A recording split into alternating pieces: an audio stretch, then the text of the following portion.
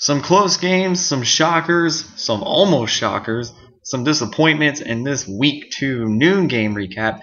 Let's get started with the big game, the the Eagles and the Ravens. Now, this is probably the highlight of the noon games because it had all the hype hidden into it. Both teams are destined for great things this season. Philly struggled last week against Cleveland.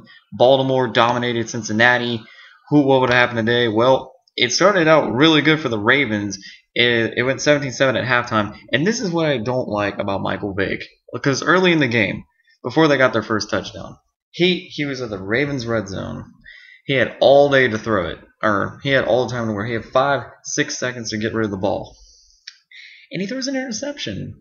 Really? I mean, you had a better chance running the ball, at least picking up a few yards, but you throw a pick. You throw it across your body, and you throw an interception. This is why I don't like Michael Vick. He tries to do too much, and it ends up burning him at the end.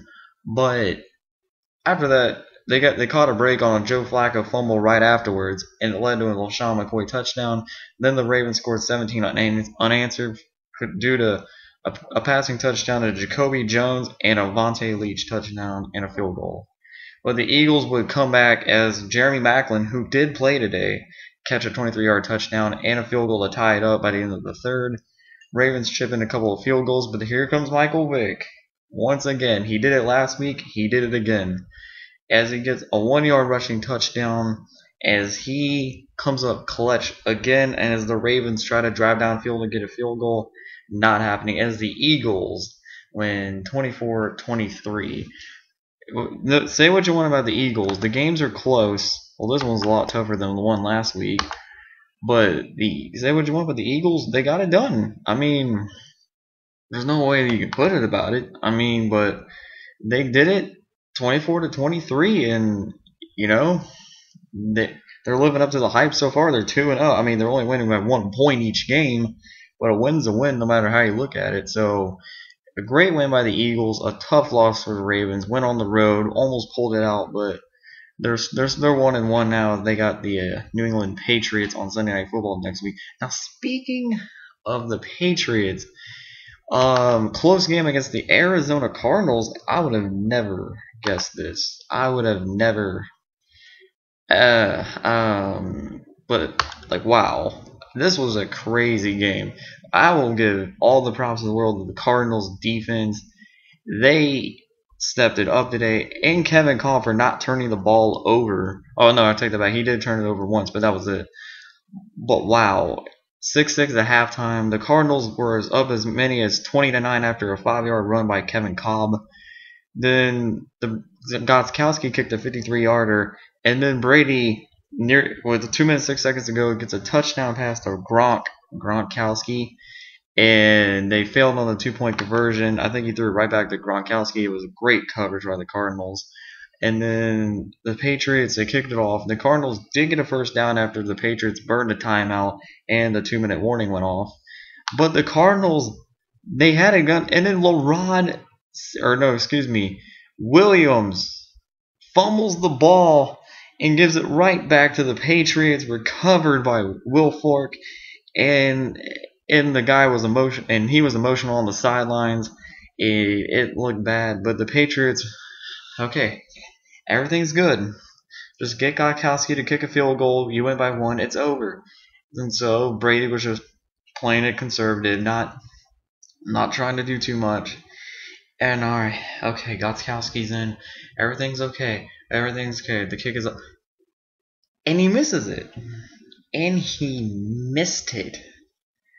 And the Cardinals do the unthinkable and win 20-18 over the Patriots at Gillette Stadium. If you'd have asked me if the Cardinals were going to be 2-0 by the end of week 2, I probably would have laughed at you. But wow, what do you say? The defense. I mean, the defense played really well against a guy like Tom Brady in a dynamic offense such as the Patriots. Also, Aaron Hernandez did get injured. He pulled his ankle on his only target of the day. I don't know how long he's going to be out. Evaluations have to be done. But Wow, the Cardinals beat the Patriots. They're 2-0 now. I would have never guessed this. And this was a huge victory for the Cardinals, obviously, but a really bad loss for the Patriots. This is like UL Monroe beating Arkansas. Wow. I don't even know what else to say. I mean, and now the Patriots got a road game against the Ravens next week on Sunday night. It's going to be tough for New England. I don't know how they're going to bounce back, but it's going to be tough for the next couple of weeks. Cardinals have the Eagles next week. Let's move on. Let's go to the other Super Bowl contender who almost blew it, but they pulled away at the end. The New York Giants struggled for a while. Eli threw the pick six, and I thought they were doomed as they made it 24-13, and the Bucs were up as many as 27-13. Then Eli started to calm down, got a couple field goals, and then once Eli threw that 80-yard touchdown pass to Victor Cruz, it all turned around, and then they got the 2-point conversion. The whole game changed after that. And then the Giants took the lead on a Martellus Bennett touchdown, but the Bucs struck back. They were trying not to give up on a 41-yard touchdown pass to Mike Williams by Josh Freeman. He had a decent day. And then the Giants get the game-winning touchdown from Andre Brown because Ahmad Bradshaw is injured and timetable to return is to be known. What? And the Giants, I don't know what to think. I mean, their defense has got to play a lot better if they're going to compete for the NFC East again, win another title. But this is just I don't know what to think about the Giants, you know? I mean, you think they'd be up there, but they've been struggling on defense, and if they can't get that defense fixed, this is going to be a long season for them. But nevertheless, the Bucs, I've been impressed, even though they lost today. I've been impressed with them so far. They're exceeding my expectations, and I think they're going to be a team to look out for quite a bit. They face the Dallas Cowboys at Dallas next week. The Giants have a Thursday nighter against the Carolina Panthers. Now let's get to that game now. The Panthers and the Saints.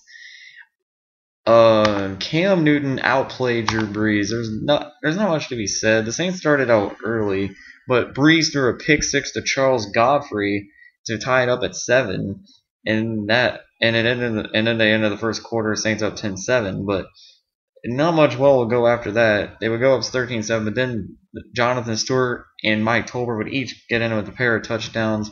The Panthers' rushing attack was much better this week than it was last week. They had 4 rushing touchdowns on the offensive side. One from Jonathan Stewart. Oh, wait, no, I take that back. I'm sorry. They only had 3. One of them, it was just a pass to Jonathan Stewart. My bad. My mistake. Tolbert had a 2-yard rushing touchdown. That one was a rushing one. D'Angelo pitched in a rushing touchdown, 28-13. Ingram did get a touchdown, making within 8, but then Cam Newton gets a rushing touchdown, 35-20. Brees got a rushing touchdown, 35-27, and the Saints just couldn't get the onside kick, and it was pretty much downhill from there. Saints, Brees, I mean, I don't know what to say. I mean, he's pretty much the coach of the team right now, but that defense really needs to get fixed quick, fast, and in a hurry. And not having Scott Fujita, or no, not Scott Fujita. I can't think of his name right now. I'll probably remember after this. But they're struggling right now. Jonathan Vilma, that's his name. Sorry. But not having him doesn't help either. But the Saints' defense has just looked awful this early in the season, and Drew Brees can't carry the whole team by himself, as it's shown. I mean, he can do well. He can score a lot of points on the board, but you got to get some stops if you're going to win in the NFL, especially in the passing league. Cam Newton, he didn't throw for 300, but he got 253 in a touchdown, and he had only 1 turnover. So, say what you want, but the Panthers beat the Saints, and the Saints are 0-2. The Saints, one of the better teams in the league, 0-2. Nothing has gone right since the bounty scandal incident, and now they have to go back home as they take on the Chiefs, another team who I thought would have a great season, are now struggling as they lost 35-17 to the Bills, although the Bills just jumped on them early and never looked. Last week, the Chiefs' pass defense struggled, but they got Flowers and Holly back. But this week, it was the run defense of C.J. Spiller is on quite a roll. 123 yards, 2 touchdowns for him on the day. Bills jumped out to as much as 35-3 before Dwayne Bowe caught 2 late game touchdowns.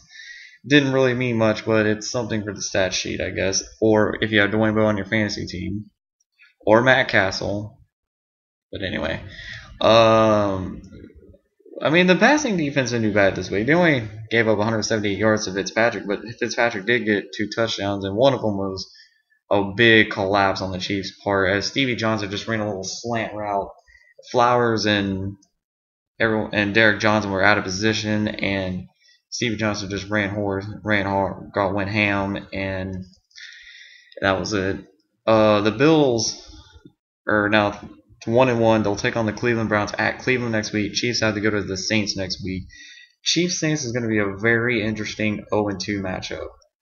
They're both must wins for both teams. I think more so for the Chiefs and the Saints. Do you agree or disagree? Leave your comments below on that. But because I think the Chiefs, because afterwards they face the Chargers, I think they can beat the Chargers at home, but I'm not sure. And then they got another home game against the Ravens. That will be tougher. And then they got to go on the road to face the Buccaneers team, who's looking pretty nice so far for the most part. So it's going to be tough for the Chiefs to rebound. And the Bills, you know, they got the win. But now they got to win next week against. They need all the wins they can get to compete with the AFC East, and so it's a must-win really against the Browns next week. Now let's move on to the Bengals and the Browns. Speaking of the Browns, Brandon Weeden. There's good news. He didn't throw an interception today, and he didn't turn the ball over. So that's good news for for Brandon Weeden. And he actually played pretty well today. He had 26 to 37, 322 yards and 2 touchdowns, much better than what he did last week. And Trent Richardson got 109 yards and a touchdown. However, the Browns defense, which played stellar last week, didn't help them much today, as the Bengals' Andy Dalton went off today, 318, 3 touchdowns, did throw 1 pick, and Jarvis Green-Ellis got a 75 yards, and the Bengals cruised to not really cruised, but they held off the Browns 34 to 27. It was a pretty good bounce back week for the Bengals, although they need to work on that defense because right now they have given up an average of 71 divided by 2. I believe that is 35.5 a game. So the Bengals are going to really need to step up that defense if they want to continue to compete for the AFC North. They take on the Washington Redskins at Washington next week. It will be RG3's first home game. RG3 is currently in progress against the St. Louis Rams. Let's move on to Andrew Luck getting his first win of the season. He beats the Minnesota Vikings 23-20 on a game-winning field goal by Adam Vinatieri, 53-yarder. Luck played much better than he did last week. He didn't throw for many yards, but he got 224 and 2 touchdowns. The defense came up big when they needed to. They held Peterson to 60 yards. A pretty good win for the Colts in that franchise. I mean, it's a good feel-good moment for Andrew Luck. He gets his first win. The fans at home are happy. Let's move on to let's go to the Dolphins Raiders. Raiders looking to bounce back after their complete meltdown in Monday Night Football against the Chargers last week.